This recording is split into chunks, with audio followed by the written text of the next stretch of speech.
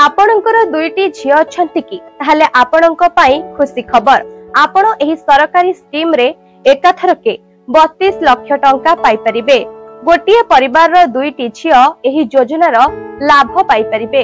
10 वर्षरु कम बयसर झियो मानकर पिता माता एही योजना रे निवेश करि परिबे। तेबे आपण माने एबे भाबुथुबे किपरि भाबरे आपण एही योजना को अप्लाई करिवे। तेबे आसंतु ए सबु संपर्क रे आज आमे संपूर्ण तथ्य जानिबा।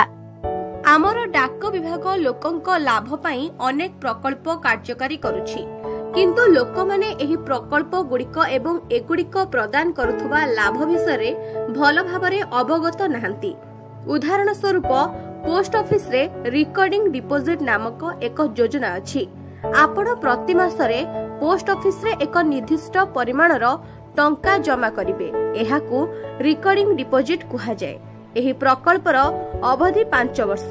5 वर्ष परे आपण जमा करथिबा राशि एवं सरकार को द्वारा स्थिर करा जायथिबा सुध पाइबे। उदाहरण स्वरूप जदि आपण प्रति मासरे 1000 टंका जमा करूछंती तेबे 5 वर्ष मध्यरे एहा 60,000 टंका होइजिबो। एथिरे सरकार प्राय 11,300 टंका सुध जोड़िबे, जहा द्वारा आपनको मोट 71,000 टंका मिलिबो। एहा व्यतीत पोस्ट ऑफिस रे विभिन्न संचय योजना मध्य उपलब्ध। सेमानक मध्यरु आज सबठारु लोकप्रिय योजना हेउछि सुकन्या समृद्धि योजना। एही प्रकल्पटी झियो मानक भविष्यत को दृष्टि रे रखी डिजाइन करा जायछि। एही योजना रे आपनकु 15 वर्ष जाए टंका संचय करबाकू पड़िबो। सरकार एबे एही प्रकल्प को 100% पांठी जोगाई देउछंती। एहा 8.2% सुध हार प्रदान करूछि। आपण एही योजना रे प्रति वर्ष सर्वनिम्न 250 टंकारु सर्वाधिक 1,60,000 टंका पर्यंत जमा करि परिबे।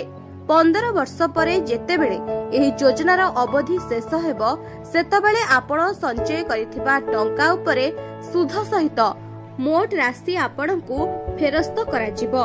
तिरुपति मुख्य डाकघरर अधिकारींक अनुसार एहा कन्या संतानंक पितामातांक पई एक बहुत उपयोगी योजना।